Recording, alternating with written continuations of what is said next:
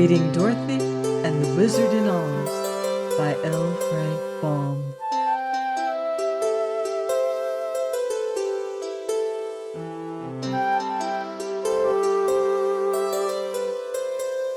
Chapter 19.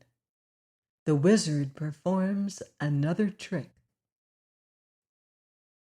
At 3 o'clock, the throne room was crowded with citizens, men, women, and children, being eager to witness the great trial.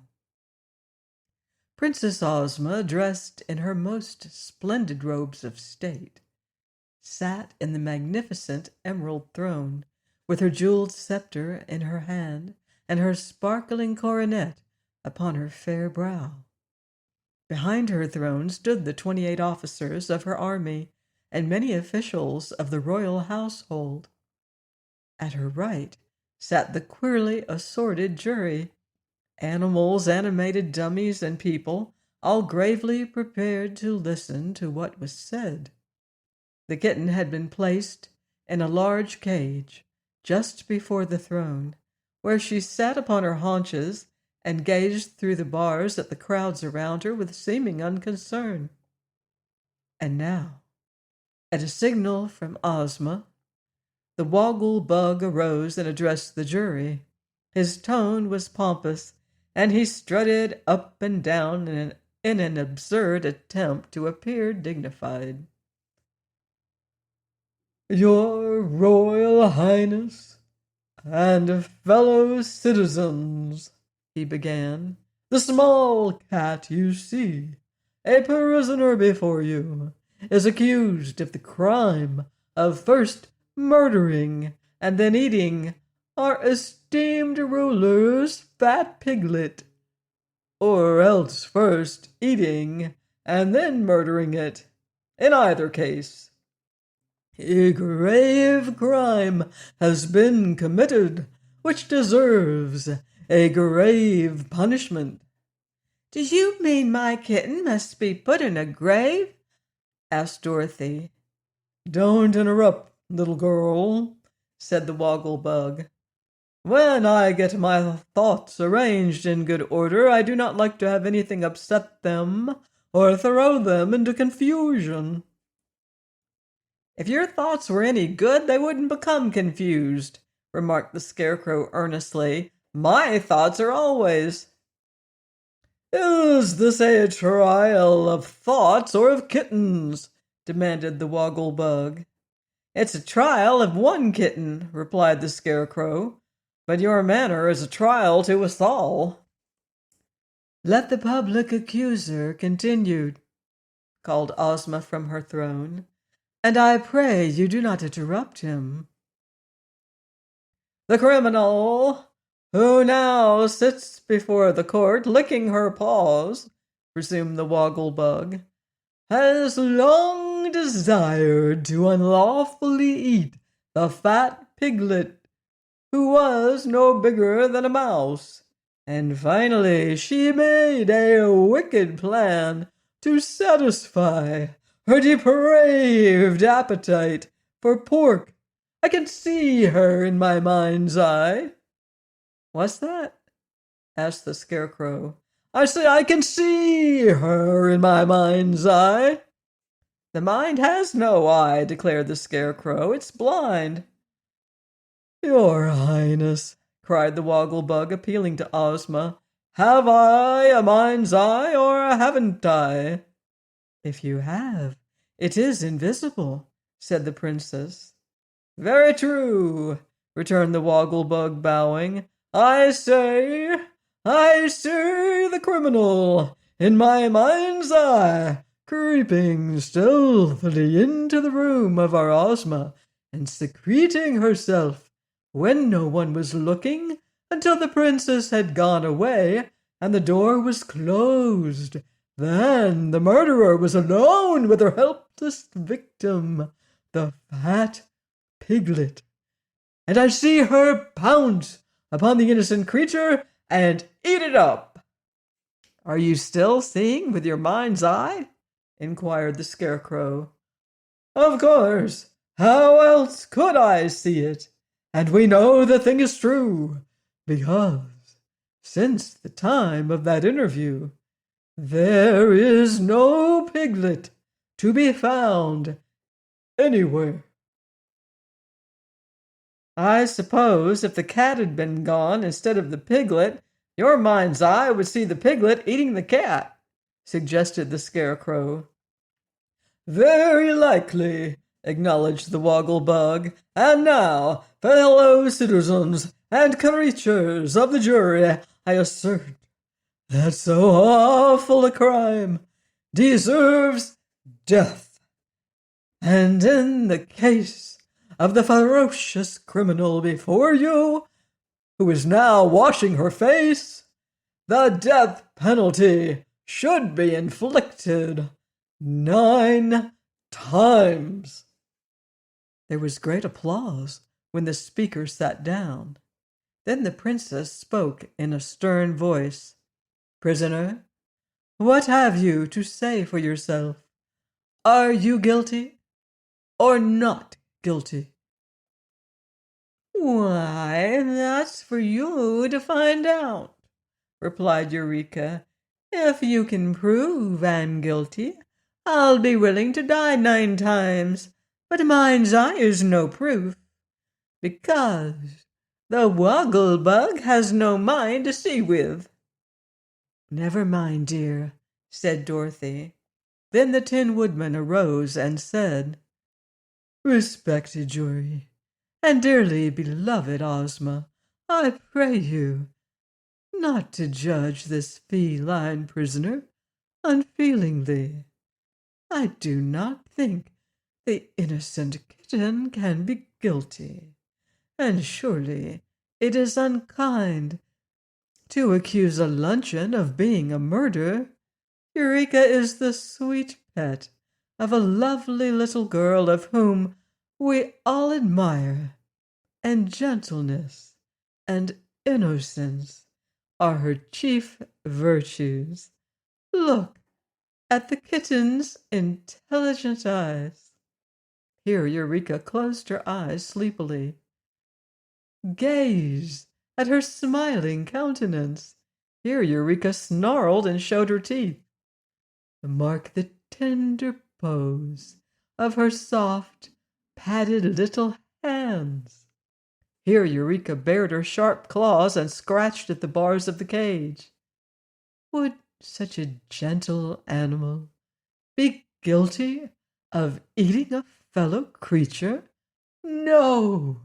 1,000 times no! Oh, cut it short, said Eureka. You've talked long enough. I'm trying to defend you, remonstrated the Tin Woodman. Then say something sensible, retorted the kitten. Tell them it would be foolish for me to eat the piglet, because I had sense enough to know it would raise a row if I did. But don't try to make out I'm too innocent to eat a fat piglet. If I could do it and not be found out, I imagine it would taste mighty good. Perhaps it would to those who eat, remarked the Tin Woodman.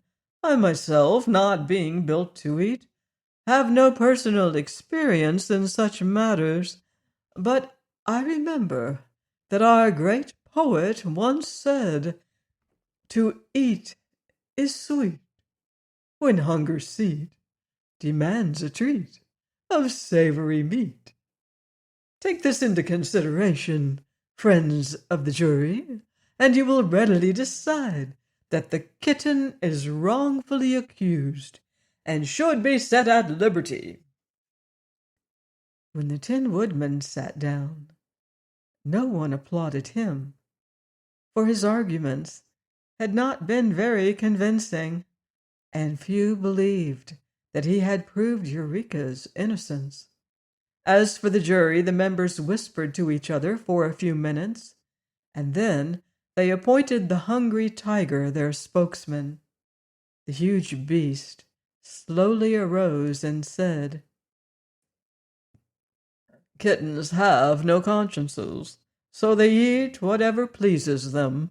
The jury believes the white kitten, known as Eureka, is guilty of having eaten the piglet owned by Princess Ozma, and recommends that she be put to death in punishment of the crime. The judgment of the jury was received with great applause, although Dorothy was sobbing miserably at the fate of her pet. The princess was just about to order Eureka's head chopped off when the Tin Woodman's axe, when that brilliant personage arose once more and addressed her. "Your Highness," said he, "see how easy it is for a jury to be mistaken.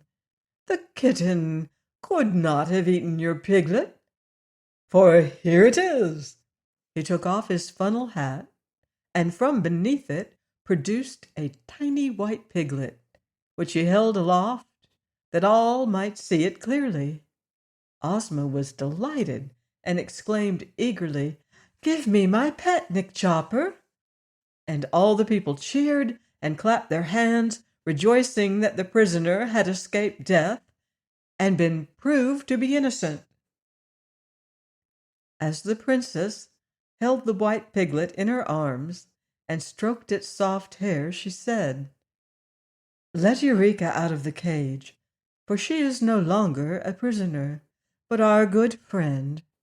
Where did you find my missing pet, Nick Chopper?"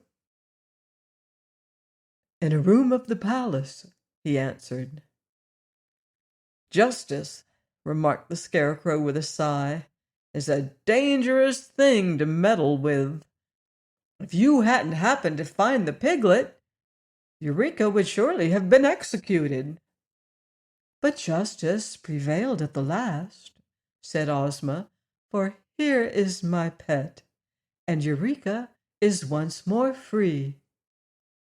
"I refuse to be free," cried the kitten in a sharp voice, "unless the wizard can do his trick with 8 piglets. If he can produce but 7, then this is not the piglet that was lost, but another one." "Hush, Eureka," warned the wizard. "Don't be foolish," advised the Tin Woodman, "or you may be sorry for it." "The piglet that belonged to the princess wore an emerald collar," said Eureka loudly enough for all to hear. "So it did," exclaimed Ozma. "This cannot be the one the wizard gave me." "Of course not. He had 9 of them altogether," declared Eureka.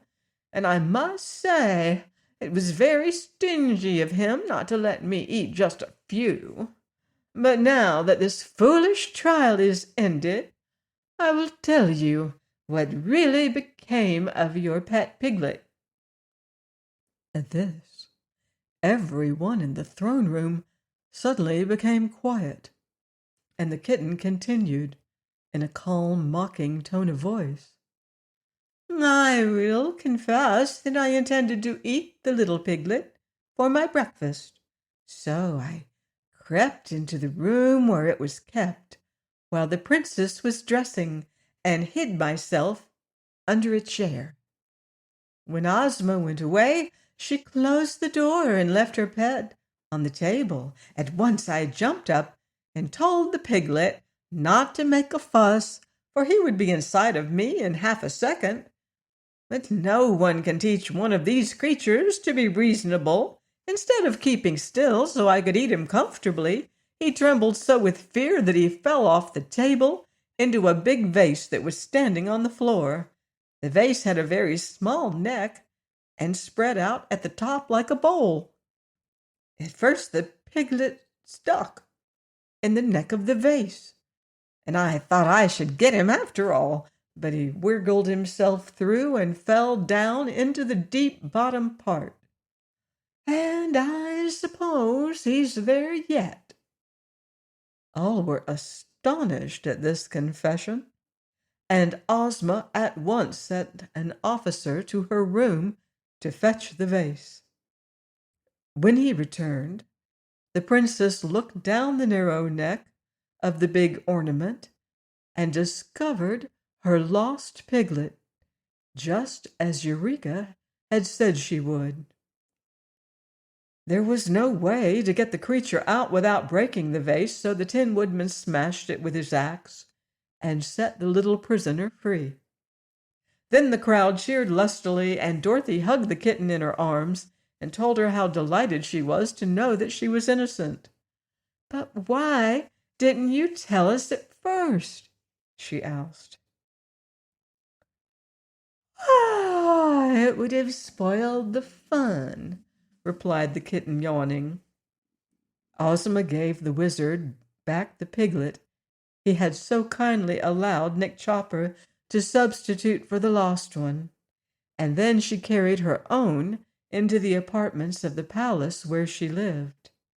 And now, the trial being over, the good citizens of the Emerald City scattered to their homes, well content with the day's amusement. Please join me next time for more magical adventure on the marvelous Land of Oz. Goodbye for now. See you in Oz.